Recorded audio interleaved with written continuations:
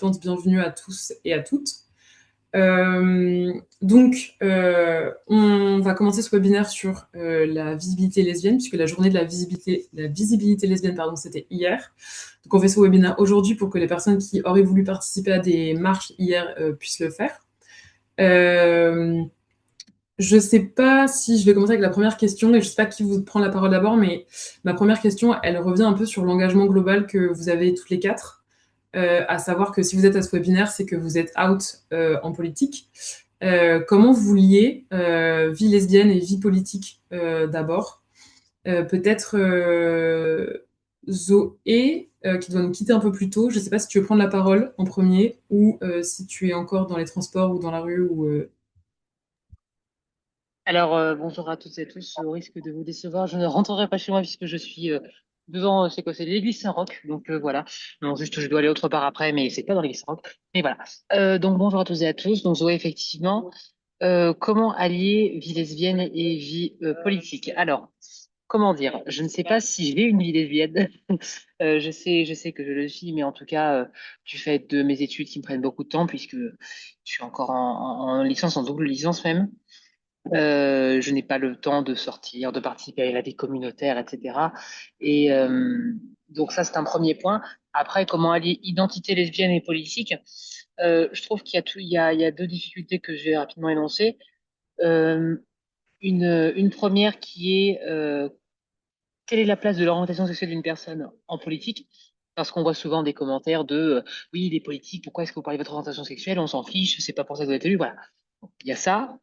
Ça montre une ignorance du fait que c'est plus qu'une orientation sexuelle, c'est une culture, mais c'est aussi une cause. Les unis, c'est évidemment politique. Et la deuxième chose, c'est comment, quand on est une personne trans comme moi, comment est-ce qu'on fait pour revendiquer l'identité lesbienne en sachant qu'on va souvent être ramené à une identité trans d'abord, ce qui va invisibiliser la première. Ça, c'est un autre sujet. Moi, j'essaye de parler des deux, mais c'est compliqué parce que en plus, la transidentité, contrairement au lesbianisme, est imprimée sur le visage. Il y a un stigmate, donc littéralement stigmata. Donc, c'est plus compliqué de revendiquer cette deuxième identité. Voilà, voilà. Et puis d'ailleurs, je viens d'apprendre que j'étais une personnalité publique. Je suis honorée, mais je ne pense pas être une personnalité publique. Mais j'en sais rien. Après, peut-être, on sait pas, on sait pas. Merci. Je pense que tu es une personnalité publique pour moi et pour les gens qui sont connectés ce soir, et c'est déjà beaucoup.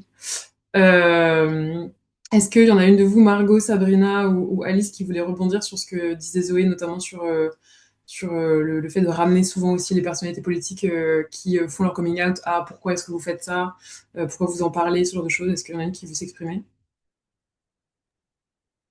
Margot, vas-y. Ou vas-y, Sabrina, si t'étais lancée. Peu Non, importe, on va pas y couper toutes. Non, mais je pense que Zoé a abordé la question comme moi j'ai pu le vivre également, c'est-à-dire à quel point on sort de notre vie privée et à quel point on rentre dans le champ politique avec quelque chose qui est finalement très privé, qui est même intime, puisqu'on parle de sexualité, donc on est encore plus dans le privé que sur d'autres aspects. Et pour l'anecdote, effectivement, alors moi, j'ai pas fait un coming out à proprement parler, mais j'avais l'année suivant mon mandat, donc moi j'étais élue en 2020, j'étais première adjointe au maire de Saint-Ouen. Et lors de la première année du mandat, j'avais fait une petite interview sur, je crois que c'était la journée de lutte contre les discriminations. Et j'avais évoqué le fait que j'étais lesbienne, j'avais expliqué comment j'avais fait mon coming out à 18 ans, etc. Et j'avais eu cette remarque, le poste avait, j'étais étonnée, le poste avait hyper bien tourné. Et moi, à ce moment-là, j'étais comme Zoé, je savais pas que j'étais une personnalité publique. Et du coup, je me suis retrouvée dans une situation où j'avais des messages de personnes qui me disaient voilà, c'est super qu'une personnalité publique, alors moi qui étais juste élue locale dans une ville de 50 000 habitants, je pensais pas effectivement que j'allais avoir des commentaires de personnes qui disaient c'est bien qu'une personnalité publique fasse son coming out. Moi, ma fille vient de me dire qu'elle était lesbienne et ça fait du bien pour les jeunes aussi de voir des personnes visibilisées en politique. Mais j'avais eu cette remarque du maire qui m'avait dit ton poste, très bien, hein, mais beaucoup trop personnel. Et sur le moment, j'ai pas su trop comment réagir parce que j'avais simplement répondu à une sollicitation. Je m'étais dit, ben, moi, quand j'étais jeune, j'ai souffert du manque de modèles parce qu'aujourd'hui, quand même, la jeunesse a un certain nombre de modèles. Moi, quand j'étais gamine, il y avait juste Amélie Mauresmo. Je faisais du tennis, donc j'identifiais Amélie Mauresmo. Et encore, enfin, il y avait des gens qui disaient, bon, bah, elle est lesbienne parce qu'elle a un visage masculin. Enfin, j'avais ce genre de commentaires, en fait. Et c'était la seule lesbienne que je connaissais. J'en connaissais une. Et sinon, à part ça, j'avais jamais rencontré même une personne homosexuelle de ma vie. Et donc aujourd'hui, je pense que c'est important d'être out. Je pense que c'est beaucoup plus politique que ce qu'on pense et il faut pas s'arrêter à des remarques comme celles que j'ai pu me prendre dans la tête en disant mais c'est beaucoup trop personnel. Bah, visiblement, c'est extrêmement politique et encore aujourd'hui, peut-être qu'on y reviendra plus tard, mais voilà pour ma petite expérience perso en tout cas. Donc, je voulais rebondir ce que vient de dire Sabrina, mais aussi ce qu'a dit Zoé. En effet, je pense qu'on reviendra toutes sur cette question de manque de modèles, quelles que soient nos générations. C'est très récent finalement. Et un peu, on va prendre au moins le point positif qu'amènent les réseaux. C'est grâce aussi beaucoup aux réseaux aujourd'hui qui permettent de véhiculer d'autres modèles de femmes lesbiennes, mais de personnes queer de façon générale. Et on va dire que c'est un des bienfaits. Mais moi, j'ai grandi, vécu dans la ruralité. Je n'avais aucun modèle lesbien. Je me suis un peu demandé ce qui se passait quand tout ça m'est un peu tombé dessus et que j'ai essayé de comprendre ce qui m'arrivait. Et puis, pour déconstruire tous les schémas qui nous ont été inculqués depuis notre plus jeune enfance et reconstruire un nouveau modèle, montrer qu'une autre voie est possible, qu'une autre type de famille est possible, qu'une autre voie, un autre chemin est possible. C'est vrai qu'aujourd'hui, on a besoin encore de représentativité. On aimerait pouvoir dire que la représentativité, maintenant, on n'a plus besoin d'en parler comme les hétéros, qu'on n'a plus besoin de le spécifier, sauf que ce n'est pas notre monde aujourd'hui. Le monde d'aujourd'hui fait que nous avons encore besoin de montrer des modèles, que nous avons toujours plus besoin de montrer des modèles au regard de l'actualité aujourd'hui avec l'extrême droite qui monte et notamment ce qui se passe aux États-Unis, mais pas seulement. Et donc, du coup, c'est vrai que moi, j'ai eu ce sentiment d'avoir le privilège de pouvoir être out, parce que c'est aussi, il faut le rappeler, une question de privilège. Moi, je suis en sécurité en tant que personne blanche et une femme qui est bien dans ses baskets, qui est accomplie professionnellement, qui est sécurisée d'un point de vue militantisme, parce qu'en effet, tu l'as mentionné, j'ai été secrétaire régionale, j'ai été au niveau national des écologistes, et ce qui me permet, ce qui me confère, en tout cas pour moi, une sorte de privilège de pouvoir être out, et de ce privilège, je dois en faire pour moi une responsabilité de parler pour celles, et ça a été le mot d'ordre de cette année de la visibilité lesbienne. Le mot d'ordre, c'était de parler pour celles qui ne le peuvent pas, celles qui ne peuvent pas être out, celles qui sont encore discriminées, celles qui risquent pour leur vie. Et quand en fait on est dans cette possibilité, dans ce privilège de pouvoir parler, en tout cas pour ma part, je me suis sentie responsable de devoir parler, pas pour moi, mais pour celles qui ne le peuvent pas, et donc de montrer que c'était possible et que c'était aussi possible d'être engagée en politique, que c'était possible d'être adjointe lesbienne dans une grande ville qui donne une certaine visibilité. Et aussi parce que même quand j'étais secrétaire régionale, j'ai quelques militantes qui sont venues me voir, des jeunes écologistes, je me souviens, je ne les nommerai pas, mais qui m'ont remercié, montré que c'était possible. Donc, je pense qu'il faut continuer dans ce sens-là aujourd'hui. Ok, merci. Ouais, merci beaucoup. C'est vrai que le rôle des modèles, il est quand même hyper encore présent et c'est vrai que le fait que vous en parliez, ça montre encore une fois à quel point enfin, on a toujours besoin de modèles encore aujourd'hui et merci d'en être finalement en tant que personnalité publique, je le répète quand même. Est-ce que Alice, tu veux rebondir et Oui, intervenir là-dessus? ouais, moi je peux rebondir sur ce que disait Margot, parce que finalement, moi j'ai grandi aussi en ruralité dans un tout petit village où finalement il n'y a pas de modèle. Et aujourd'hui, je vois aussi la possibilité de jet, parce que aussi, d'un point de vue privilège, je fais toujours une personne blanche, qui a une situation aussi professionnelle très stable. On a cette possibilité de le faire. Et pour moi, c'est extrêmement important. Et finalement, de montrer, entre guillemets, qu'on a, entre guillemets, des vies aussi, des fois, qui sont très banales. Et pour amener aussi bah, cette responsabilité. Et peut-être aussi, alors, moi, Shintigam, c'est une ville de 35 000 habitants, qui est deuxième ville de l'Eurométropole de Strasbourg, mais où on a des vécus à la fois urbains et ruraux qui cohabitent. C'est une ville assez particulière, mais aussi de montrer bah, finalement qu'on peut être cinquième adjointe, lesbienne, et s'occuper de sujets techniques.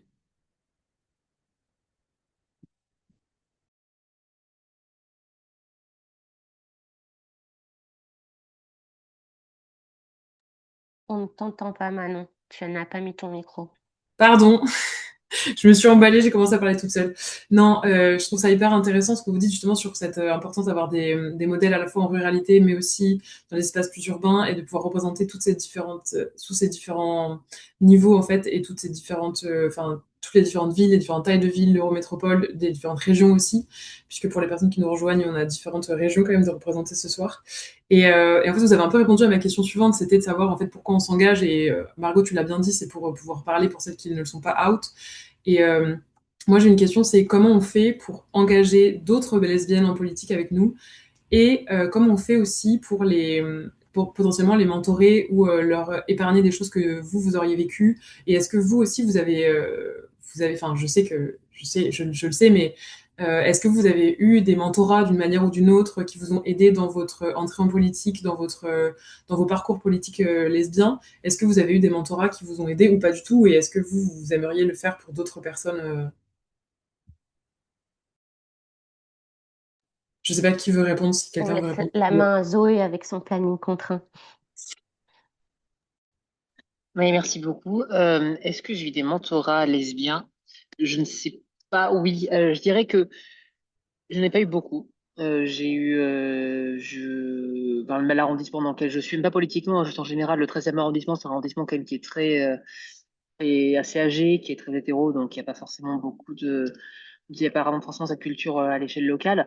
Après, au sein du parti, à l'échelon parisien, oui, il y a des gens, notamment une personne qui sont dans cette salle qui s'appelle Amy, qui m'a beaucoup aidé, qui m'a dit des choses fallait au bon moment pour d'un point de vue personnel, d'un point de vue personnel, d'un point de vue de comment on se positionne. En plus, on a en plus en tant que lesbienne et que personne trans, donc il y a ces deux choses-là. Et je la remercie infiniment, évidemment. Merci beaucoup. Mais à part ça, des mentorats légiens, je ne pense pas. Et quant à est-ce que moi, j'aimerais en faire, je ne sais pas, parce que j'ai 19 ans, j'ai pas encore toute l'expérience qu'il faut pour apporter, je pense, tous les bons conseils, même si, euh, même si j'essaie de dire des choses à peu près construites quand on pose des questions par rapport à ça, notamment par d'autres personnes ben, trans aussi. Euh, voilà. Euh, le peu de modèles et pas forcément pour l'instant beaucoup de légitimité à en être. Même si, et j'ajoute, désolé, et même si le fait d'être la seule personne trans de la capitale à être élue, même si évidemment c'est pas une finalité, le but c'est pas de collectionner des cartes d'unicité. Et je sais bien que c'est que la finalité, c'est justement de pouvoir mener des politiques concrètes, n'en déplace à certains responsables associatifs qui ne pensent pas la même chose sur moi, mais oui. Non, mais je pense que, enfin, je sais pas si quelqu'un veut rebondir sur la légitimité aussi. Je pense que c'est quelque chose qui est aussi très, enfin, commun à beaucoup de personnes de pas se sentir légitime de mentorer des personnes qui sont dans les situations que nous on connaît. Mais je pense que effectivement, ce que tu dis, de pouvoir dire à certaines personnes concernés par les mêmes préoccupations et par les mêmes discriminations que nous, ça peut juste le fait de, même si c'est une personne qui est un an de plus, voire qui est plus jeune que nous, qui nous le dit, ça a aussi un enfin, ça peut avoir un impact sur nos parcours militants au sein du parti politique. Je sais pas si Alice, Margot ou Sabrina, vous avez une remarque à faire là-dessus ou si vous avez mentoré des gens, et si vous avez été mentoré, enfin si vous avez d'une manière ou d'une autre en tant que femme, en tant que lesbienne, en tant que ou à l'inverse si vous avez pas, si c'est pas quelque chose qui a marqué votre parcours militant. Bah, moi, je veux bien me lancer. Bah, moi, je trouve que c'est quelque chose effectivement qui manque dans le parti, c'est le fait d'être mentoré de manière générale. pas forcément par rapport à sa situation sexuelle, même si ça peut être une spécificité qui peut amener des personnes à à se diriger plus vers nous pour des questions d'orientation. Mais je pense que c'est quelque chose qu'il faut vraiment faire parce que, en tout cas, moi, quand j'ai pris mon mandat d'élu, j'avais pas de connaissances dans le parti. J'avais adhéré il y a seulement 1 an. Et ça m'a énormément manqué dans ma prise de fonction. C'est pour ça que d'ailleurs je me suis engagée au sein du pôle élu, des écologistes, et qu'on est en train de voir pour mettre en place un système de marrainage. Il y a aussi la commission féministe qui accompagnait aussi des candidates aux élections municipales, et on est en train de voir comment on peut articuler tout ça. Donc je pense que c'est effectivement très important d'accompagner en particulier les femmes, parce que on voit bien, là, moi je suis de près, par exemple, toutes les élections d'agglo, de métropole, etc. Non seulement il y a quasiment aucune femme à la tête de métropole et de communauté d'agglomération, il y a, enfin, je n'ai pas le pourcentage, je ne sais pas s'il a été fait du nombre de maires, de femmes maires, mais en Seine-Saint-Denis, où moi j'habite, c'est 10%, donc 4 femmes sur 40 villes. Donc on voit bien la difficulté d'être une femme politique de manière générale. Alors d'être une femme lesbienne encore plus, parce que à ça s'ajoutent d'autres types de discrimination, mais d'être une femme tout court en politique dans un monde qui n'a pas du tout été pensé pour nous, avec nous. Et on voit que ça reste extrêmement compliqué.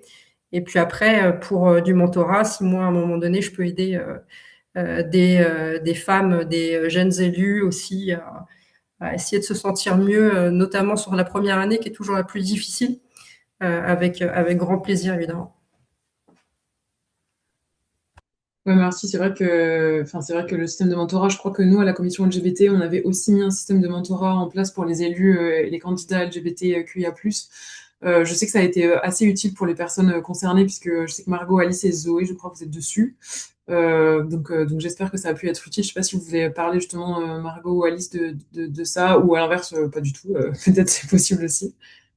Moi, je veux bien rebondir du coup. Oui, c'est vrai que la commission a mis ça en place et je trouve que c'était pas mal. On a eu quelques webinaires, ça a permis d'avoir des échanges, d'avoir des retours d'expérience d'autres personnes qui sont élues, soit au niveau municipal, soit à d'autres échelons, de voir comment ils alliaient leur mandat et leur vie aussi perso, oui, des questions de comment, entre guillemets, on devient une personnalité, entre guillemets, publique, au sens où on est élu et comment on le gère, parce que ça amène aussi des questions de communication, qu'est-ce qu'on fait entre guillemets de cela. Et moi, j'avoue, autrement, au sein du parti, je trouve qu'il y a aussi des fois finalement des fois de l'entraide informelle entre différentes personnes. Et moi, c'est plus. Alors, j'ai eu, enfin, du coup, avec la commission, j'ai eu cette aide-là. Et sinon, c'était plus des relais interpersonnels de personnes qui étaient élues ou de personnes avec qui j'ai milité dans les années passées, qui sont aujourd'hui élues dans des syndicats. Et du coup, mais vraiment plus de quelque chose interpersonnel et informel. Ok, merci. Ouais, c'est vrai qu'il y a beaucoup je pense, de relations interpersonnelles, puisque beaucoup de gens finissent par se connaître et puis partage d'expériences sans même que ce soit forcément organisé autour d'un groupe WhatsApp, de webinaire ou de ce genre de choses. Je sais pas si Margot, tu veux intervenir là-dessus ou est-ce qu'on passe peut-être, puisque je crois que enfin, tout le monde a commencé un peu à en parler, mine de rien, mais de la campagne qui vient de se dérouler, puisque vous êtes, enfin Margot, Alice et Zoé, vous êtes élus suite à cette campagne. Sabrina, tu t'es retirée de la campagne au milieu de cette à peu près. Euh, qu'est-ce que Zoé, qu'est-ce que tu retires de cette campagne? Qu'est-ce qui vous a donné aussi globalement? Enfin, je te donne la parole à Zoé parce que tu dois partir bientôt, je pense. Qu'est-ce que tu retires de cette campagne et qu'est-ce que tu veux nous en donner 3 mois avant de nous quitter? Quelques mots sur la campagne et ta nouvelle place d'élu. Oui. Alors, par rapport à la campagne, déjà, dans le 13e arrondissement, la campagne a été très personnelle. Jérôme Coubet, qui est notre maire d'hiver gauche au sein socialiste, c'est une personnalité forte. C'est celui ça a été d'ailleurs le maire élu au premier tour enfin, le maire de la plus grosse commune de France à avoir été élu au premier tour. Donc, c'est vraiment une élection qui était très personnalisée dans le 13e arrondissement et les politiques n'avaient pas beaucoup d'espace pour exister. J'ai essayé de communiquer, mais d'ailleurs, le but, c'était pas ça. Le but, c'était de porter une candidature et de faire un bon score dans un arrondissement qu'on savait qu'on allait gagner. Donc pendant la campagne, j'ai été peu visibilisé en fait, et c'était pas plus mal. J'ai pas reçu de violence particulière, ce qui m'a étonné. J'ai suivi ma double situation, mais ça s'est plutôt bien passé pour la campagne. Après, pour la pré-campagne, c'était plus compliqué, puisque, puisque juste après mon investiture, j'ai été interviewé par un créateur de contenu Instagram, parce que c'était le jour du conseil d'installation. C'est-à-dire pour les personnes qui ne savent pas, c'est le premier conseil où on élit le maire et ses adjoints. Donc c'est là où j'ai été élue adjointe. Et donc ce créateur m'avait posé des questions qui étaient très bien, mais qui étaient très personnelles. J'ai été déçue d'ailleurs qu'il devait parler de politique publique, mais simplement de mon parcours à moi. Et donc ça donnait une interview où c'était vraiment, où je parlais beaucoup de mon expérience. Et donc au début, le post marche un petit peu et après il explose. Et je vois qu'il y a plus de commentaires que de likes. Et si vous voyez ça sur Instagram, c'est que c'est pas un bon signe, ou sur n'importe quel réseau social. En fait, il avait dû tourner dans la fachosphère et il y avait 18 000 commentaires pour 17 000 likes, dont la plupart étaient des commentaires haineux, des commentaires transphobes, des commentaires lesbophobes. Euh, et j'ai été également destinataire de 4 menaces de mort, qui est un petit peu mon cadeau d'entrée dans le monde politique. Euh, et ça, c'est sans compter, et ça, c'est même sans compter les messages qui venaient de militants d'une gauche plus radicale que je respecte par ailleurs, mais qui me reprochaient aussi de dire d'être passé à gauche ou je ne sais quoi. Enfin bref, voilà. Mais c'est pas le sujet. Donc tout ça pour dire que c'est surtout la pré-campagne qui a été compliquée, et j'ai vu que dès que j'ai été pour la première fois exposé un petit peu publiquement, ça a été compliqué. Donc une fois que mes messages sont terminés, je vais pouvoir commencer à bien m'insérer dans mon mandat, bien communiquer, et je me bouche le nez, je plonge dans l'eau parce que ça va être l'apnée. Ça va être l'apnée de la haine. Et pour l'instant, je ne sais pas si j'y suis bien préparé à ça, si je m'y suis bien préparé mentalement, mais on verra bien. Voilà. Donc voilà quelle a été cette campagne, cette immédiate après-campagne pour moi. Et d'ailleurs, je vais devoir y aller maintenant. Donc du coup, merci infiniment d'avoir organisé ce webinaire, et je serai preneuse d'un compte rendu des échanges qui seront faits après. Merci. Bah, merci beaucoup Zoé de partager tout ça avec nous. Je suis vraiment désolée que tu aies eu à subir ça. Et merci d'avoir participé c'est un peu abrupt comme fin comme départ pour Zoé, mais je suis vraiment contente que tu puisses nous en parler ce soir parce que c'est aussi le sujet, je pense, central un des sujets centrales de ce webinaire, de savoir comment, enfin, de bien voir à quel point on est encore soumise à cette discrimination, à ces attaques de haine, comment on les gère, comment on fait pour contre-attaquer et ou pour juste les gérer. Euh, et comment on fait pour faire de la politique et que ça n'arrive moins, que ça n'arrive plus, je pense. Je sais pas si quelqu'un veut réagir là-dessus, Alice, Sabrina Je vais y aller. Bon, déjà, je lui avais déjà apporté tout mon soutien, mais je vais le refaire ici pour Zoé et pour toutes celles qui subissent du cyberharcèlement. C'est d'une violence inouïe qu'on ne mesure pas tant qu'on ne l'a pas vécu. Moi, c'est vrai que jusqu'à maintenant, et je touche du bois, ce n'est pas été mon cas, mais pour autant, on sait qu'on n'est pas à l'abri d'eux. Mais on n'est pas là pour faire peur, même si on n'est pas là pour cacher les réalités. Et je pense que tu parlais un petit peu du coming out en politique. Comment engager les lesbiennes dans la visibilité est très lié aux campagnes municipales qu'on a vécues ces derniers temps. Donc, j'essaye de faire ces 3 questions, une réponse. Je m'en donne le challenge. Mais euh, le fait est qu'aujourd'hui, on sait quand on s'engage que dans le monde actuel, ça a un risque de faire son coming out en politique, de se visibiliser, un risque pour nous-mêmes, un risque pour nos familles, un risque pour les personnes et les camarades qui s'engagent autour de nous. Moi, je sais que c'est un choix que j'ai fait en connaissance de cause, mais aussi en parlant avec ma famille et avoir leur accord pour les embarquer là-dedans. Euh, et c'est vrai que ça peut être d'un coup, nous prendre d'un coup une vague de cyberharcèlement. Et là, pour moi, où je pense que c'est très important, c'est de s'entourer. S'entourer, d'avoir des bases solides, d'avoir une famille, d'avoir, si c'est possible, un entourage qu'on choisit, nos amis. Qui sont là et qui sont présentes et présents pour nous rappeler que le monde réel n'est pas celui qui se trouve sur les réseaux sociaux, même si en effet, quand on en est à subir des menaces, ce n'est pas anodin. C'est là aussi, pour moi, le parti doit jouer son rôle pleinement, que ce soit dans l'accompagnement juridique, que ce soit dans l'accompagnement soutien psychologique et morale, mais aussi dans la condamnation de ce que subit la personne qui est militante, qui est queer, qui est trans, qui est lesbienne, et quelle que soit en fait la forme de discrimination. Pour moi, c'est là où en fait on ne doit pas laisser passer. On ne doit pas laisser écouler 24 heures, si ce n'est plus, sans condamner directement. Et je pense qu'il faut qu'on soit fort sous nos appuis et faire bloc.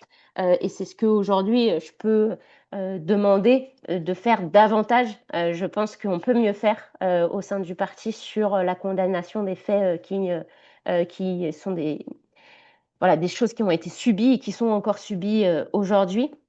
Mais en tout cas, si je peux donner un conseil, c'est d'essayer le plus possible de s'entourer et de se rappeler que la réalité n'est pas celle qui se trouve sur les réseaux. Et forcément, quand ça arrive, de déconnecter absolument tous ces réseaux le temps que la vague passe, même si ça donne toujours un goût amer de laisser le champ à ceux et ceux qui ont opéré ces violences et d'être accompagné au niveau juridique et de porter plainte. Je pense que c'est vraiment ce qu'il faut faire dans ces cas-là et je trouve ça inadmissible encore ce qu'a pu vivre Zoé. Je trouve que c'est d'une violence sans nom et ça ne devrait pas arriver.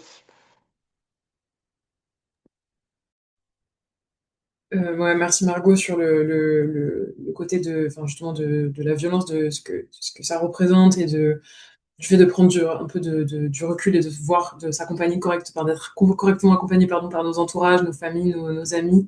Et le parti aussi, ça joue énormément. Euh, je sais pas si Sabrina ou Alice, vous voulez rebondir là-dessus sur peut-être le coût de la visibilité, justement, ce que disait Margot par rapport à ce que disait Zoé. Peut-être revenir sur la campagne en tant que telle et le coût de la visibilité enfin le coût de la visibilité lesbienne que vous avez subi pendant cette campagne potentiellement. Notamment Sabrina, je pense peut-être si tu veux nous parler un peu de ton expérience de la campagne. Oui, bah, moi j'ai été effectivement très très exposée parce que j'ai subi une forme de harcèlement homophobe pendant la campagne à l'intérieur du groupe local des écologistes, où mon homosexualité a été évoquée pendant plusieurs mois comme un critère de sélection, à savoir que étant lesbienne, il y avait des personnes qui considéraient que ce serait difficile pour moi d'être mère, d'être élue mère, et donc que c'était un critère finalement aussi à prendre en compte dans le fait de me choisir en tant que tête de liste. Donc ça avait été assez difficile à supporter, encore plus, on va dire, de la part de personnes qui sont militants écologistes, puisque moi, j'ai choisi d'être chez les écologistes aussi parce que je considère que c'est un parti, et je le considère toujours, hein, que c'est un parti qui défend et qui a toujours défendu les droits LGBT. Et puis par la suite, lorsque ma candidature a fini par être retenue et que j'ai été désignée comme tête de liste, on me faisait comprendre régulièrement qu'il fallait que je sois consciente que déjà c'était difficile de faire campagne pour une lesbienne, donc il fallait que je sois bien sympa et bien conciliante sur un certain nombre de sujets, sur la manière dont il fallait gérer la campagne. Donc voilà, suite à ces différents propos, à ce climat, cette atmosphère, et puis à un certain nombre d'autres choses et d'autres événements que voilà qui seraient trop compliqués d'évoquer sur ce webinaire, c'est pas l'objet. Moi, j'ai décidé de me retirer de la campagne et s'est posé la question, est-ce que j'explique pourquoi je me retire? Est-ce que j'évoque notamment cette question-là? Et puis, je me suis dit, en fait, j'ai pas envie de mentir. J'ai envie de dire la vérité aussi parce que j'ai été investie dans ma ville pendant des années. J'ai été élue déléguée pendant 6 ans et attendue aussi comme tête de liste par un certain nombre de personnes. Et donc, j'ai choisi de dire pourquoi je m'étais retirée. Donc, il y avait des éléments qui avaient attrait à un mandat impératif qu'on me demandait de signer, qui était secret, enfin bref. Et puis, il y avait cette question d'homophobie aussi, que j'ai choisi d'évoquer. Et lorsque je l'évoquais dans un communiqué très succinct, je ne m'étais absolument pas attendue à l'exposition médiatique qui a été la mienne. Mais alors, mais pas du tout. Dans ma tête, j'étais une élue locale, voilà, à Saint-Ouen, dans le 93. Et je me suis pas je pensais éventuellement avoir un encart dans le Parisien, peut-être, ou actu.fr. Et en l'espace de 48 heures, il y a absolument toute la presse nationale qui m'a contactée. Donc les journalistes ont dû se passer mon numéro de téléphone. Je ne sais pas comment ça s'est passé, mais je pense que j'ai dû recevoir une quarantaine de coups de fil avec toute l'équipe d'Apolline de Malherbe qui essayait de me joindre avec des numéros différents, avec Libération, Le Monde, etc. Et j'étais absolument pas préparée à ça. Et donc, et j'étais encore moins préparée à ce que la fachosphère se saisisse de mon histoire pour avoir des commentaires racistes, puisqu'ils ont fait une assimilation entre le fait que j'ai subi des discriminations et des violences LGBT avec le fait que j'étais dans le 93 et donc que ça devait concerner une certaine population. Et donc là, je me suis retrouvée non seulement avec des soutiens du RN, ou de Valérie Pécresse ou de la droite, etc. Et puis des commentaires de la fachosphère qui disaient oui, mais on vous l'avait bien dit, bande de gauchistes, qu'il ne faut pas faire confiance à ces gens-là dans ces quartiers, etc. Et donc là, c'était complètement surréaliste parce que non seulement il fallait que moi, j'essaye de me remettre un petit peu de ce que j'avais vécu pendant plusieurs mois, il fallait que je comprenne comment il fallait que j'interagisse avec les médias alors que j'avais jamais dû tellement interagir avec les médias, si ce n'est la PQR, sur des projets très particuliers. Moi, j'étais en charge du vélo, donc sur des sujets essentiellement techniques. Et puis la famille aussi qui m'appelait, les potes. Et donc, faut s'attendre effectivement quand on rentre en visibilité de cette manière-là à devoir gérer des choses auxquelles on n'est pas du tout préparé. On ne peut jamais être formé à ce genre de choses. Et pour ça, il faut effectivement un entourage béton. Moi, j'ai la chance d'avoir ma compagne qui était extrêmement présente, extrêmement soutien dans cette situation-là, un cercle amical aussi extrêmement présent. Il y a des gens de la commission LGBT aussi qui m'ont contacté, qui m'ont permis aussi de relire des CP. Enfin, ça paraît bête comme ça, mais c'est des choses qui sont extrêmement importantes. Et donc, oui, je pense qu'il faut que le parti se structure davantage pour accompagner les personnes. Aujourd'hui, par exemple, on n'a pas dans cette situation-là proposé, par exemple, un soutien psychologique. Il n'y a pas eu de proposition de ce truc-là. Je me suis rendu compte après que j'allais pas bien, mais ça, c'est quelque chose qui m'a pas été demandé, par exemple. Est-ce que j'ai un soutien psychologique ou pas dans cette situation-là?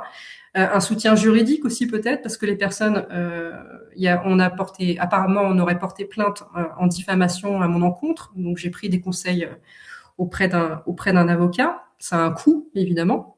Moi, j'avais lâché mon travail pour pouvoir me consacrer à la campagne, donc je me retrouvais également sans emploi. Donc, je pense qu'il y a des choses très concrètes comme ça, des questions toutes simples à poser aux personnes quand elles se retrouvent dans des situations horribles de devoir gérer des situations de discrimination ou des commentaires de la fachosphère ou ce genre de choses. Je pense qu'il y a des choses très concrètes finalement à mettre en place. Je ne sais pas comment il faut le faire. Mais je pense que ça vaut le coup effectivement de se poser la question et de voir comment très concrètement on peut accompagner les personnes à cette exposition et à toutes les conséquences que ça peut avoir. Merci beaucoup pour le partage de cette expérience, Sabrina. Encore une fois, je réitère mon soutien en mon nom et en celui de la commission avec qui tu as pu parler, je crois, avec les co-responsables notamment, ou peut-être d'autres personnes. Mais en tout cas, c'est vrai que c'est assez intéressant, ces pistes aussi de réflexion sur qu'est-ce qu'on peut faire au sein du parti pour essayer de mieux accompagner en fait les personnes qui subissent du harcèlement qui soit interne au parti, du coup, comme ce que toi, tu as subi, mais qui soit aussi extérieur sur les réseaux, la cyberviolence, un soutien juridique, un soutien psychologique. Je trouve que c'est des vraies pistes de réflexion qui sont hyper intéressantes et qui devraient être approfondies. J'imagine qu'il y a plein de personnes au sein du parti qui pensent exactement pareil que ce que tu viens de dire. Donc voilà, je vois, Alice, tu acquiesces. Est-ce que tu peux peut-être rebondir là-dessus, notamment, enfin, je vois que Margot, comme Sabrina, vous parlez du fait que ce qui est majoritaire, ce qui est très très important, c'est aussi l'entourage et le fait d'être bien entouré avant de se lancer en politique. Est-ce que peut-être Alice, enfin, je sais pas si tu as envie de rebondir d'une manière ou d'une autre sur soit les pistes de réflexion, soit justement ton expérience d'être out dans cette municipale ou tourne autour de la municipale aussi qui est... Alors, moi, j'ai eu une campagne des municipales qui était alors, globalement plutôt tranquille comparée aux autres campagnes qu'on a pu évoquer. Moi, j'étais en charge de la mobilisation au sein de la campagne à Chintigan. Mais je pense que ce qui est en effet important, c'est d'avoir un entourage qui est présent, voilà, à qui on peut discuter, de dire voilà, bah, quels sont les enjeux qu'il va avoir. Et moi, je sais que j'ai quelques amis que je connais depuis très longtemps, mon amitié depuis presque plus de 10 ans en politique ensemble. Aujourd'hui, on a des parcours différents. La plupart sont plus dans des partis et sont dans des syndicats. Mais d'avoir, entre guillemets, des personnes référentes ou quand on a des fois des sujets, on se dit là, j'ai besoin d'avoir un avis extérieur, d'avoir des personnes de confiance, où on sait qu'on peut leur poser des questions, où on sait qu'on va avoir un regard qui est pas... Enfin, ils vont avoir un regard qui est totalement objectif par rapport au sujet. Donc ça, je sais que c'est quelque chose, moi, qui m'a beaucoup aidé sur certains points, notamment quand on commençait à avoir les discussions sur, nous en interne, savoir sur les délégations. Parce que finalement, les sujets arrivent assez vite et d'avoir des fois des avis extérieurs, de se dire, bon, là, il y a telle proposition, ça. Et ensuite, nous, à Shilted Game, on avait aussi le lien avec Strasbourg sur la comparaison de comment se passaient les campagnes.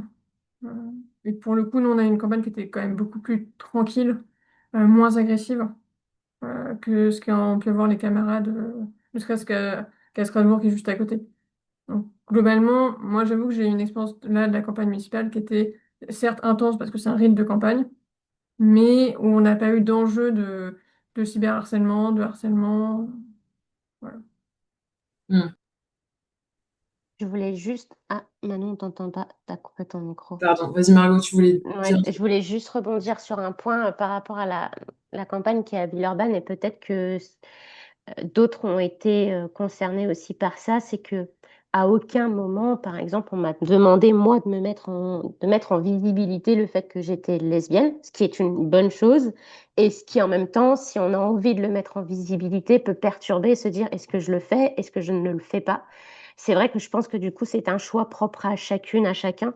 Moi, j'ai fait le choix de ne pas demander la permission et de le mettre en visibilité parce que ça me semblait être important par rapport à d'autres personnes, mais aussi par rapport aux électeurs et électrices qui peuvent être concernés, les personnes queer, d'avoir une représentation dans la liste pour laquelle ils vont voter d'une personne qui est lesbienne, qui est queer.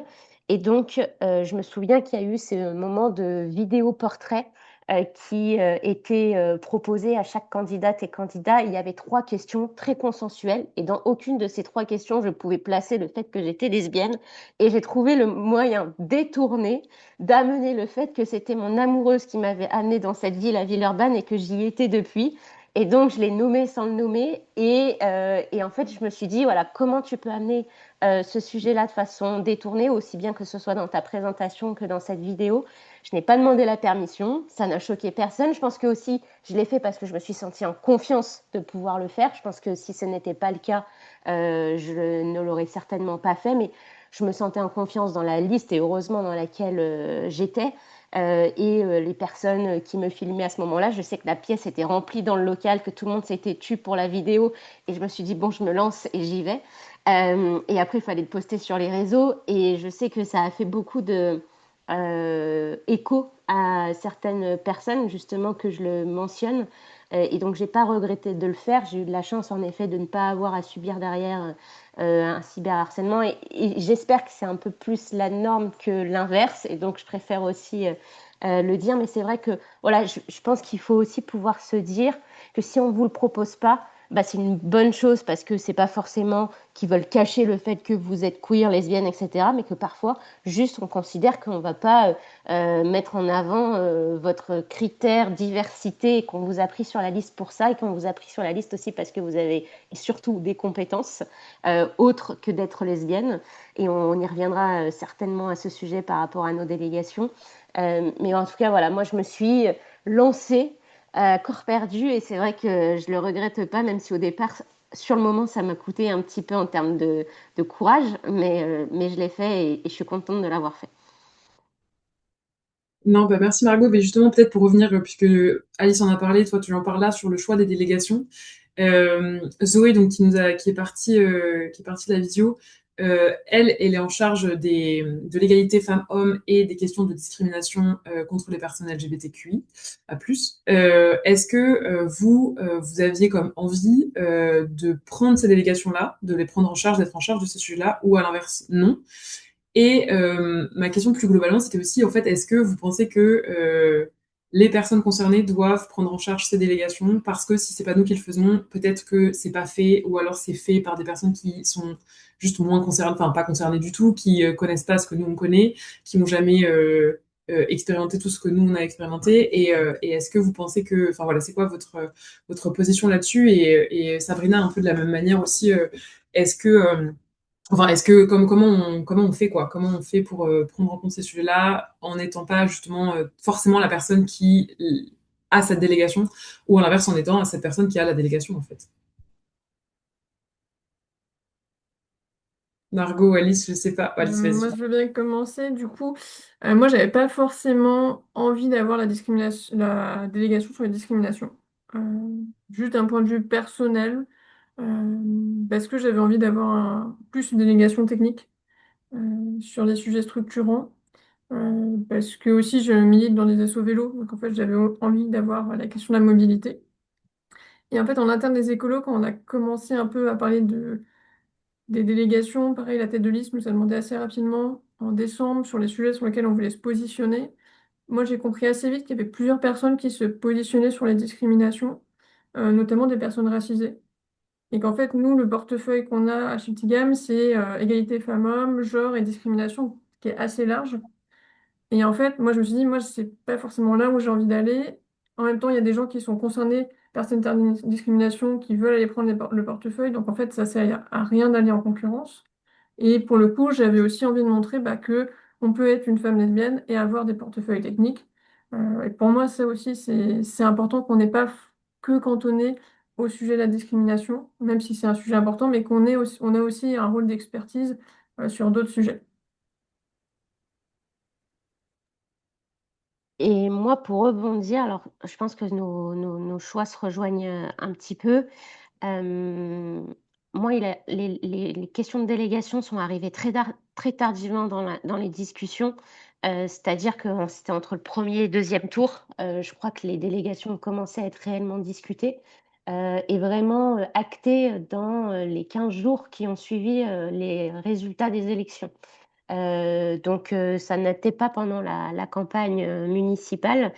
À un moment donné, a été en effet mentionné que potentiellement, je pouvais être sur telle ou telle délégation et dans l'un des deux choix, il y avait la lutte contre les discriminations et dans tous les cas, je devais être rattachée à des quartiers. En effet, j'ai une délégation de référence à 3 quartiers de Villeurbanne et il faut savoir, pour celles et ceux qui ne connaissent pas Villeurbanne, et je vous en voudrais pas de ne pas connaître, même si je sais qu'il y en a qui sont connectés, qui m'écoutent, c'est des quartiers très populaires. Et donc, du coup, moi, je voulais avoir aussi une délégation qui pouvait avoir du sens par rapport au lien à ces quartiers-là et ce qu'ils vivent, ce qu'ils subissent. Et généralement, de toute façon, toutes les délégations, elles sont concernées. Mais donc, du coup, c'était entre la lutte contre les discriminations et en effet la stratégie alimentaire qui m'était proposée. Euh, pour 2 raisons. La lutte, que je n'ai pas pris la lutte contre les discriminations. Je savais que l'autre personne qui était positionnée avec qui j'avais travaillé, parce que moi j'avais été dans le... Tu parlais Alice que tu étais sur la mobilisation, moi j'étais dans le programme, à la rédaction et à la négociation du programme.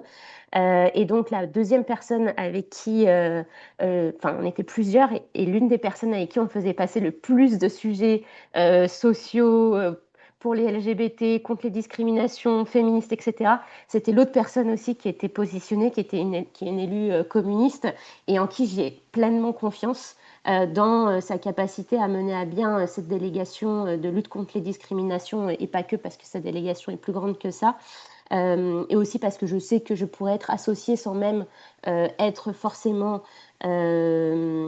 adjointe à la lutte contre les discriminations, parce que j'ai la casquette de coprésidente de groupe. Et en ayant la casquette de coprésidente de groupe, forcément, je suis plus impliquée sur l'ensemble des propositions, des délibérations qui vont être présentées au conseil municipal en amont du conseil et aussi en discussion avec les élus dans nos groupes, etc. Donc, c'est vrai que j'ai cet avantage-là de pouvoir amener certains autres sujets. Mais j'avais envie, un peu comme un pied de nez, c'est-à-dire que la première fois que j'ai pris la parole publiquement dans le parti, il y a quelques années, à un congrès décentralisé, je me rappelle avoir défendu une motion pour la représentativité dans nos listes et dans nos instances internes, etc.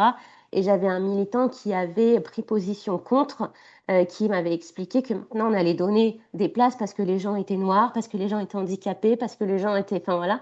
Et avoir dû lui répondre sans avoir préparé mon texte, parce que jamais j'imaginais à ce moment-là qu'une personne pouvait être contre ça, et lui répondre qu'avant tout, d'être racisé, d'être LGBT, d'être handicapé, on était des personnes avec des compétences et que ces personnes étaient tout aussi compétentes qu'une personne cis, blanc, hétéro.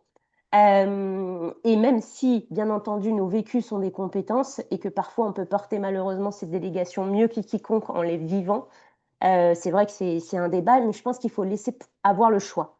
Et permettre d'avoir le choix, c'est aussi montrer que les lesbiennes ne sont pas cantonnées et toute personne aussi qui sont minorisées, qui sont dans la société, ne sont pas cantonnées à être juste dans la lutte contre les discriminations, mais peuvent être aussi euh, amenées à porter d'autres sujets.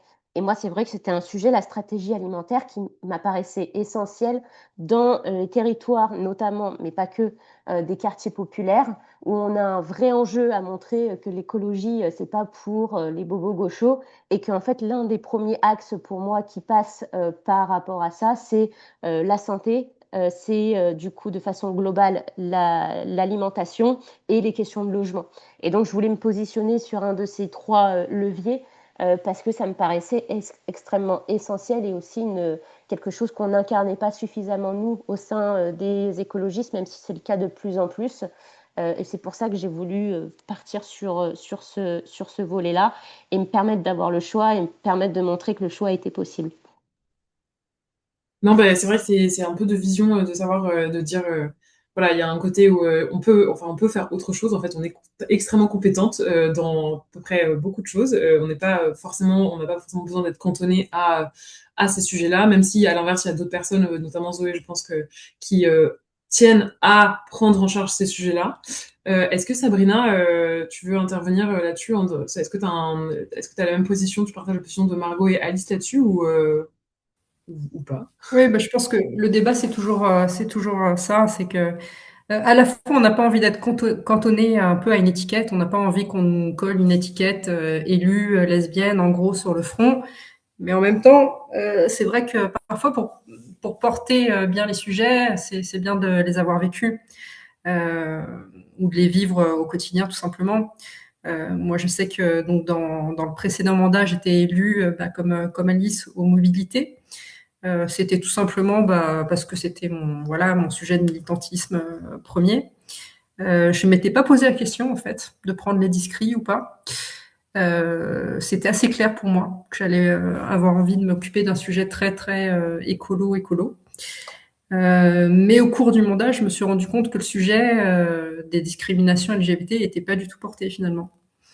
Et donc, à ce moment-là, j'ai commencé à avoir envie de porter des choses en tant que première adjointe, notamment le fait d'essayer d'avoir la marche des fiertés, la Pride des banlieues qui passe dans la ville, par exemple. Je ne sais pas si vous en avez entendu parler. Mais n'ayant pas un service rattaché directement de par ma délégation, eh bien du coup c'était pas possible en fait de porter le sujet correctement. Voilà, mi figue mi raisin sur ce sujet-là. Effectivement, les sujets sont toujours mieux portés par les personnes qui vivent les situations et en même temps, c'est vrai qu'on n'a pas envie d'être résumé forcément à ses sexualités quoi en fait. C'est toujours une balance un peu compliquée à tenir, je trouve. Hmm.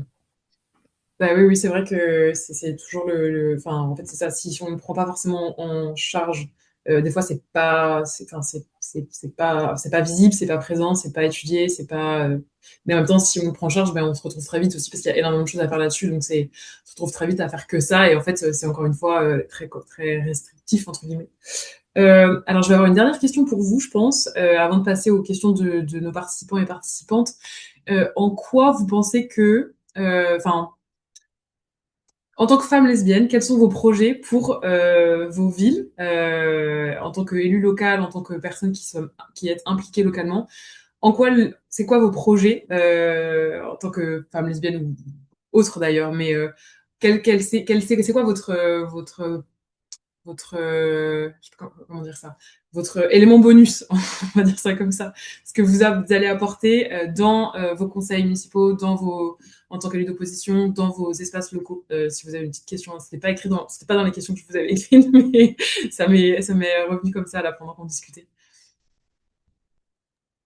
Il nous prend au dépourvu, mais je tente pour laisser gagner du temps à Sabrina et Alice qui me compléteront et moi je ferai vraiment très court.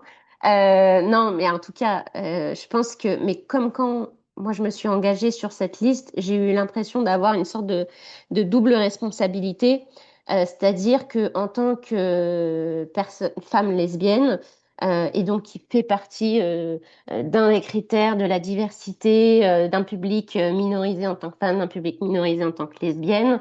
Je me suis dite que je voulais pas m'engager dans une liste si elle ne portait pas les valeurs qui étaient les miennes et qui étaient celles d'une personne qui voulait la représentativité dans sa liste, voulait que les mesures euh, pour les femmes, contre contre les violences faites aux femmes, les LGBT-phobies, contre les discriminations, etc., ne fassent pas partie pleine et entière du programme et qu'on ne leur donne ni les moyens, ni les ressources, ni la visibilité qui était la mienne. Et je trouve que c'est une double responsabilité parce que, en tout cas pour ma part, j'avais l'impression qu'en m'engageant dans quelque chose qui pouvait répondre à moitié à ces enjeux-là, je trahissais, entre guillemets, un petit peu la cause et en même temps, je me disais, est-ce que j'y vais pour essayer de faire bouger les choses de l'intérieur? Et c'est vrai que c'est quelque chose qui est très, parfois, en tout cas pour ma part, ça a été un étau à certains moments dans ma réflexion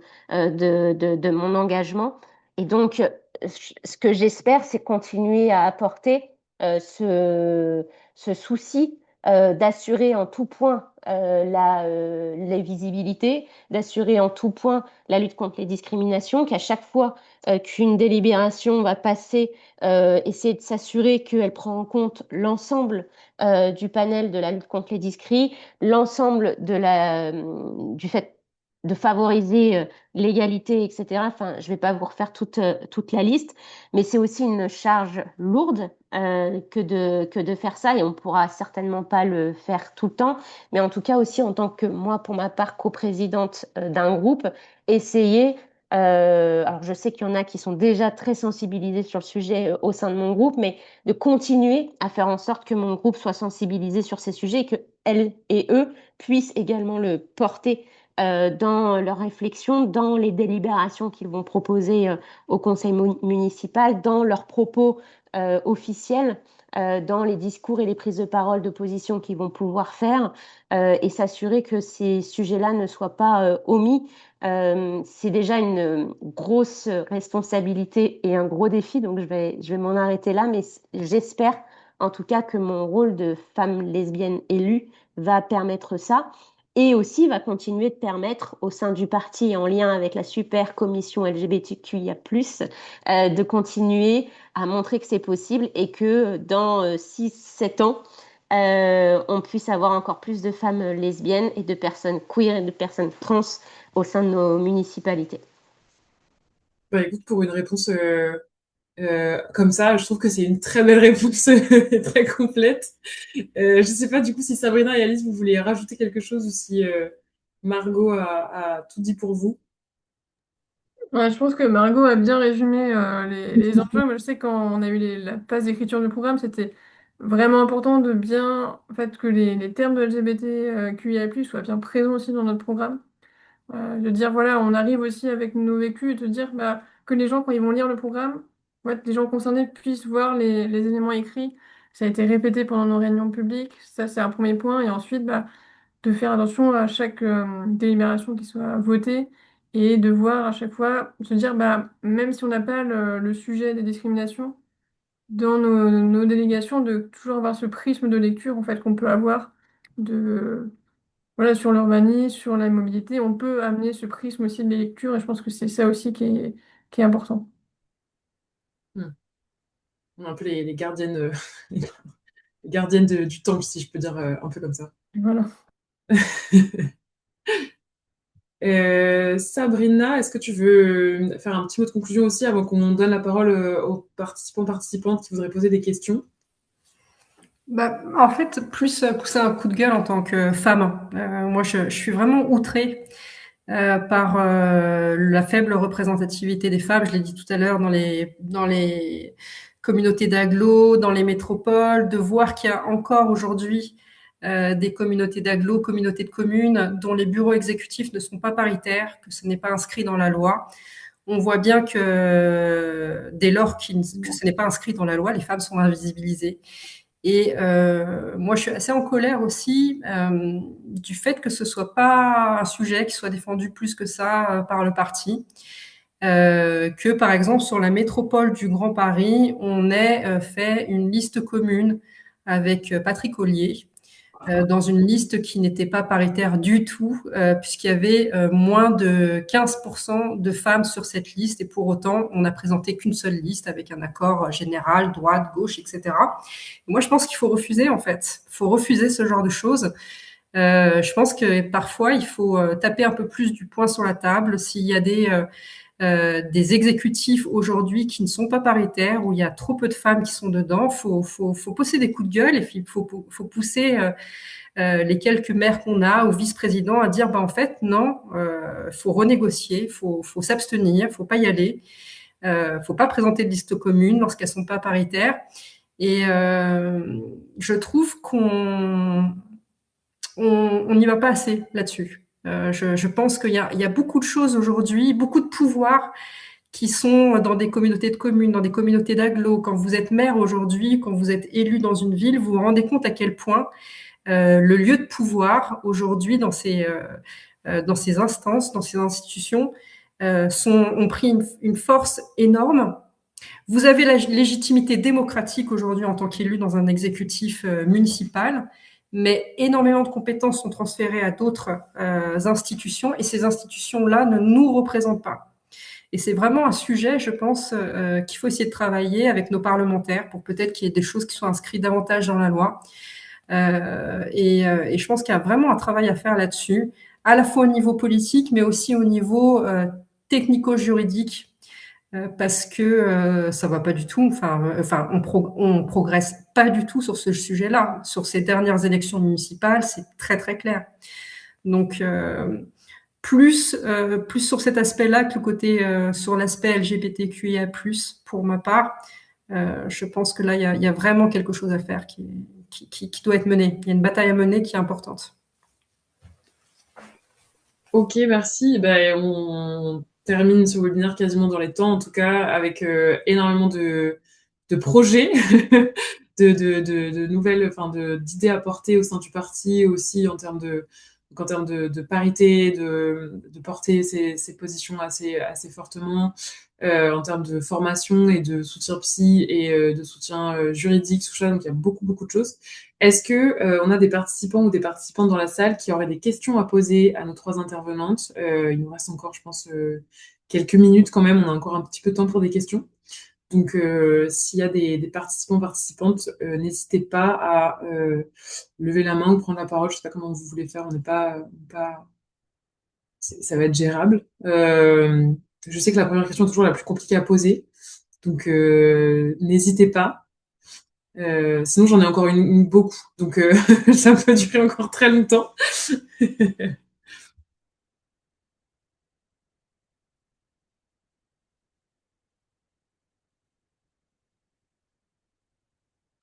Je vois pas de questions. Je sais pas s'il y en a qui ont été posées dans le chat. Ah, Eric, si, vas-y. Oui, en fait, c'est pas une question, c'est pour te remercier Manon, parce que c'est le premier événement que tu co-organises avec la commission, et en tout cas, c'est une belle réussite. Je l'ai pris en cours de route parce que j'étais en réunion de début, mais en tout cas, je pense qu'on peut te remercier parce que tu es une belle découverte à la commission. Dans le bureau de la commission, tu nous as rejoint il y a pratiquement bientôt un an, et félicitations à toi, c'était un bel événement avec nos collègues lesbiennes. Merci beaucoup Manon. Bah, merci beaucoup. Bah, merci, je m'attendais pas du coup à devenir le centre de l'attention, mais merci beaucoup à toi, Eric. J'ai une question de Rosalie. Oui, bonsoir. Merci beaucoup pour l'organisation de ce webinaire. Moi, j'ai été responsable de la commission féminisme il y a longtemps. J'ai habité 10 ans sur Paris. Ça fait 6 ans que je suis au fin fond du centre-Bretagne, que je suis très heureuse. Et je suis donc élue depuis le mois de mars. Euh, Comment vous dire que, en fait, je vous écoutais et moi, depuis, donc ça fait 15 ans que je suis dans ce parti maintenant. Et je vous écoutais et je me disais, enfin, ça me frappe vraiment quand même depuis quelques années que j'habite là où j'habite, où je me dis, mais il y a un décalage mais monumental entre ce que vous me décrivez de votre expérience et ce que moi je vis ici. C'est-à-dire que, comment dire, alors je vous parle depuis 2 jours après la première Pride qu'on a organisée à Rosrenin, donc le chef-lieu de canton chez moi, donc il y a 2 jours, la toute première. C'était incroyable. Il y avait, alors peut-être s'il y en a que ça va faire rire, mais on était entre 600 et 1000 personnes. On a eu les compliments de la préfecture pour l'organisation, pour vous dire. Et il y avait quand même pas mal de gens qu'on connaissait pas, donc je peux pas dire que tout le monde connaît la vie de tout le monde, c'est pas vrai. Mais je voulais juste vous partager en fait mon expérience, c'est que, alors pour la blague, moi la personne avec qui je vis, qui est une personne non binaire trans, du genre on sait pas s'il faut l'appeler il ou elle, est plus connu que moi parce que il travaille à la caisse de la Biocoop. Donc autant vous dire que la star quand on sort, c'est pas moi qui me suis présentée aux élections départementales, c'est lui. Enfin, on n'a pas de vie privée du fait de ça. Mais pour vous dire à quel point dans ce milieu rural-là, la question de la vie privée, enfin vous voyez ce que je veux dire, elle est très relative. Je pourrais tout à fait ne pas être out, mais en fait, c'est pas le choix du tout qu'on a fait. On a décidé de vivre librement sans se cacher. Et voilà. Enfin, et puis dans l'équipe municipale, tout le monde, absolument tout le monde enfin, je veux dire, personne ne me pose de questions. Moi, j'ai dit, bah écoutez, là, je sais pas, la campagne, ça va être compliqué. On est en plein parcours PMA. Il y a des moments où je vais pas être là. Et les gens, ils ont fait, ah ouais. Enfin voilà, ils étaient hyper soutenants, quoi. Donc en fait, moi, j'ai vraiment l'impression qu'il y a un truc entre. Je pense que toutes les ruralités sont pas comme ça, évidemment non plus, hein. Mais il y a quand même pas mal de monde enfin, par rapport au niveau d'exposition qu'on peut avoir. C'est-à-dire que moi, je vis hyper bien le niveau d'exposition que j'ai au niveau local. Et pour avoir été à Paris, pour avoir été dans des instances nationales et exposé complètement autrement, je voulais juste dire qu'en fait, c'est une vraie libération d'avoir une implication ici associative, d'être out au niveau local, d'être globalement entouré de gens bienveillants, même si c'est sûr qu'il y a des cons partout. Mais voilà, je voulais juste chanter un petit peu les louanges de l'engagement local en milieu rural. Vous dire aussi que pour moi, ça fait du sens par rapport à l'engagement écolo, car on a besoin vraiment, vraiment énormément besoin de gens qui s'engagent pour la terre, pour l'agriculture, pour les services publics ruraux, etc. Je dis pas qu'il faut pas le faire en ville, je dis juste que là, pour le coup, d'un point de vue démographique, c'est hyper urgent de réinvestir les ruralités. Et donc, je voulais, voilà, rassurer aussi sur le fait que on peut, enfin voilà, que enfin, je pense que tout le monde est au courant de avec qui je vis, avec qui je couche, et tout le monde s'en bat enfin, s'en fout un peu, je pense. Voilà. Et c'est tout. Mais du coup, chapeau à celles qui s'engagent en ville parce que enfin, personnellement, ça me manque pas beaucoup. Et si jamais il y a des gens qui ont besoin d'avoir un peu de soutien sur la ruralité, moi, pour les programmes de mentorat, alors j'avais essayé ça à l'époque où, en fin de mandat, la commission féminisme, de faire un réseau de lesbiennes. Alors je sais plus comment j'avais fait ça, mais bon, bref. Bon, ça n'avait pas trop pris. Il y avait le Covid derrière. Bon, bref, c'était compliqué. Donc du coup, super bonne idée à poursuivre, à préserver, et voilà quoi. Mm. Bah, merci Rosalie, je pense que c'est en fait, ouais, je pense que c'est hyper intéressant de voir aussi en termes de participation locale à quel point des fois c'est hyper important, à la fin, enfin, à quel point parfois la visibilité est coûteuse et compliquée, et aussi d'avoir des exemples hyper positifs de ce que tu dis, de genre juste, c'est pas un sujet forcément dans ton espace, et de voir que en fait c'est aussi rassurant, je trouve. C'est un peu ce que Margot nous disait tout au long du webinaire, on parle beaucoup de choses qui sont très lourdes, très compliquées à gérer, mais il y a aussi plein de moments qui sont aussi, vraiment géniaux dans ces campagnes, dans le fait d'avoir dans le fait d'être out, en fait, et d'être visible.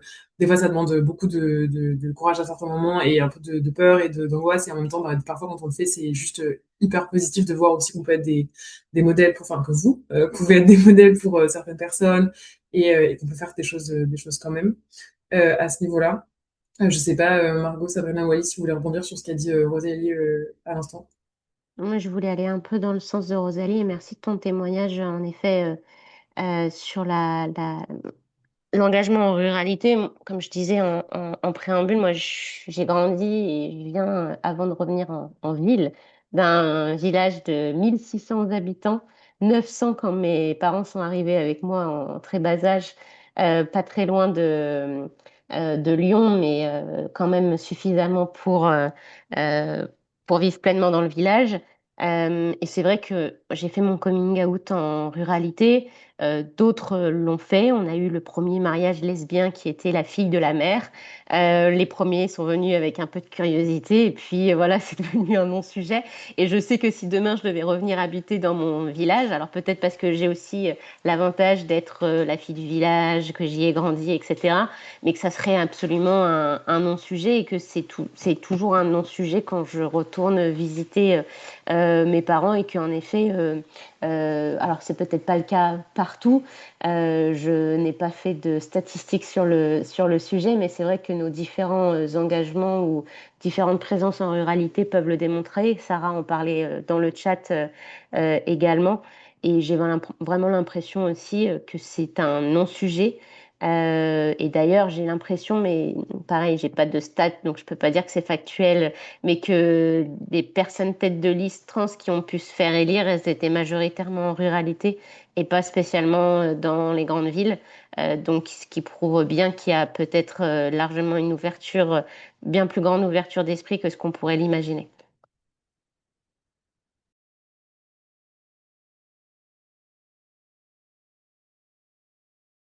Pardon, je me suis encore fait avoir avec mon micro coupé. Encore une fois, c'est hyper intéressant comme conclusion parce que c'est vrai qu'on peut avoir parfois l'idée que les espaces urbains sont plus ouverts parfois à la diversité, alors qu'en fait, ben, là, la conclusion, c'est que là, dans ce cas précis, non. Donc c'est encore une fois aussi hyper intéressant de voir les différentes perspectives et les différentes expériences de tout le monde. Euh, et le fait de dire que, en fait, peut-être que l'objectif, c'est que ce soit plus un sujet. Je pense que c'est un peu une banalité de dire ça, mais en même temps, ben, en fait, c'est encore un sujet d'être out, d'être visible. Et peut-être que le jour où on aura vraiment réussi, ce sera le jour où ce sera plus un sujet. Euh, je pense qu'on peut peut-être s'arrêter là parce que ça va faire plus d'une heure, un petit peu plus d'une heure qu'on parle. Je voudrais juste avant qu'on coupe, dire merci à tout le reste de la commission LGBT, des membres du bureau, donc parce qu'il y en a beaucoup qui sont là ce soir dans les participants participantes. Et donc, pour présenter le travail de la commission, on fait pas mal de travail. Donc, à la fois, c'est le petit moment pub quand même, de posts sur les réseaux, de prise de parole, enfin de prise de position en fait via des communiqués de presse, enfin des communiqués politiques. Mais aussi, on fait aussi du travail de fond avec les groupes de travail sur des sujets comme l'accès effectif à la PMA, les enjeux de la GPA, le chemsex. Enfin, on a des sujets assez intéressants sur lesquels on travaille en groupe de travail. Et il se passe beaucoup de choses dans la commission, il y a beaucoup de partage d'informations. C'est d'ailleurs via cette commission et via toutes les informations que j'ai pu joindre les 4 élus qui étaient là ce soir. Donc merci à la commission. Merci encore à Alice, Sabrina et Margot de votre temps, de votre réactivité. Et merci à toutes les personnes qui sont connectées parce que c'est pareil, on a un peu été short notice sur la communication et vous êtes quand même venus. Donc merci à tous et toutes et tous. Voilà, je pense qu'on peut s'arrêter là. Merci beaucoup. Merci à toi, Manon, pour cette animation de webinaire et l'organisation. Merci beaucoup. Merci à tout le monde. Merci à la commission. Merci Manon. Merci beaucoup. Et bonne soirée. Et bonne soirée tout le monde. Bonne soirée.